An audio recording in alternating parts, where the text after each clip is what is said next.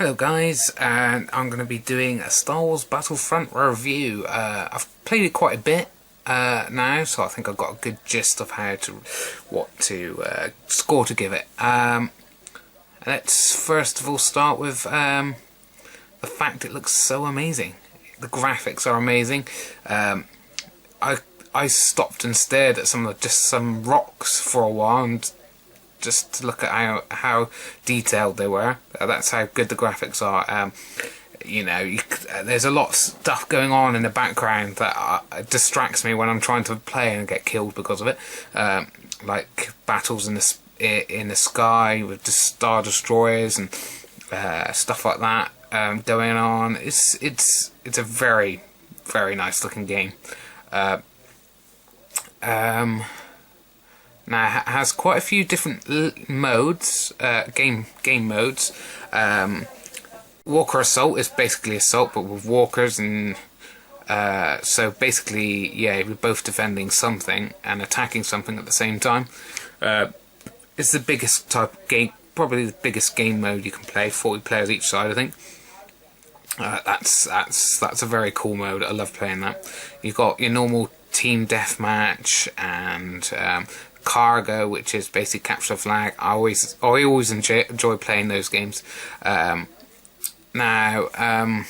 you got a couple more original modes, such as Hero Hunt, Heroes versus Villains, which if you watched my last video playing the game, I would have told you the kind of flaws in those games, but they are fun and a little bit different, which is good. Now they haven't. You can use vehicles in these games. Unfortunately, the maps are kind of small. If you're using an X-wing or a TIE fighter, it can be the run, strafing runs you can do and stuff can be quite limited. There's only one mode where you can. It's purely TIE fighter versus X-wings. And the maps were quite small, and quite honestly I didn't really enjoy them. It's just the map is basically just a big mess of fighters blowing each other up, and it's really quite confusing. And they did say that they left most of the space fights and stuff out because they wanted to concentrate on the ground battles. Which sounds like a load of rubbish to me. They obviously want you to buy the second game, so they've left that out. So yeah, not so great. At the moment, it doesn't seem like you can use that many different fighters, or TIE fighters, TIE fighter interceptors, B-wings and X-wings, and I think you can use the snow speeders or whatever. But anyway, it's quite limited in that sense. And obviously, if you're ever in a walker, everyone's basically aiming at you, so you don't last that long. But it can be quite fun, especially if you're good at it. And the actual fighting gameplay and stuff hasn't got quite the depth of most shooters.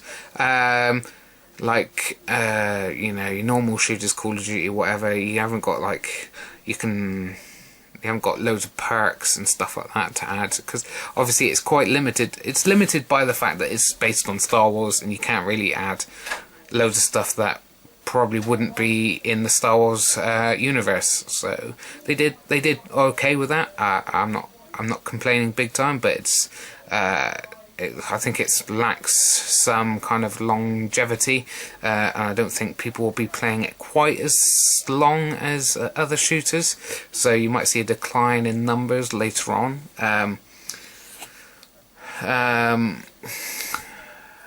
Also the sound effects are amazing in this game. Normally if I turn the sound up for a shooter, it's usually just because it might help me stay alive for longer. Hearing footsteps behind me, where gunshots are coming from. But in this game, you turn the sound up for the Star Wars sound effects, and they are amazing, and it's quite immersive in that way. and I think I've said all the good points really.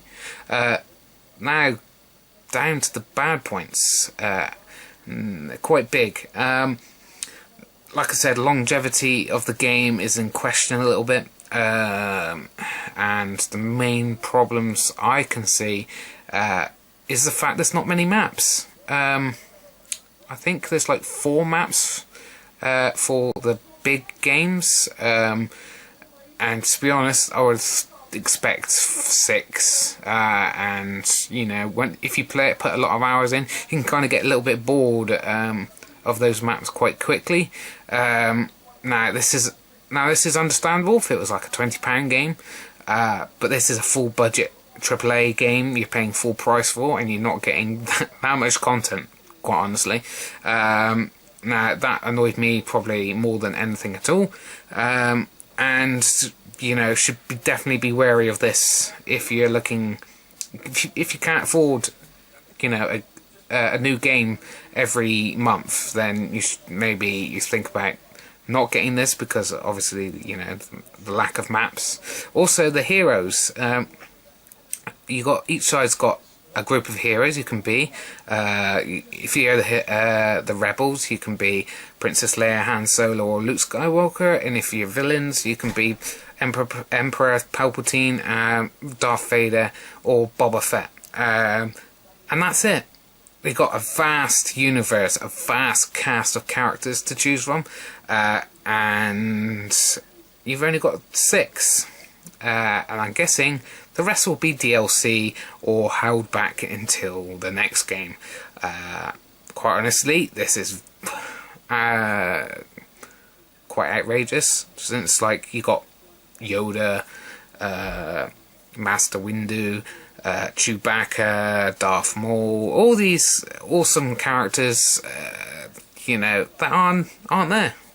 And I don't see why we should have to pump out for DLC for all these extra characters. Don't get me wrong, some characters can be DLC. I don't mind that, but with only 6 out of like hundreds of interesting characters, you only have 6 for £40–50 game. Just not on really. Now they are saying there's going to be some free DLC, extra couple maps, an extra game mode, which is, yeah, fine, but I still don't think it's quite equal to a full game, since there's no single player mode. It's purely online. So, and that's all you get. These people are the same people who did Battlefield. Battlefield 4 had loads of maps, lots of vehicles, had a story mode, and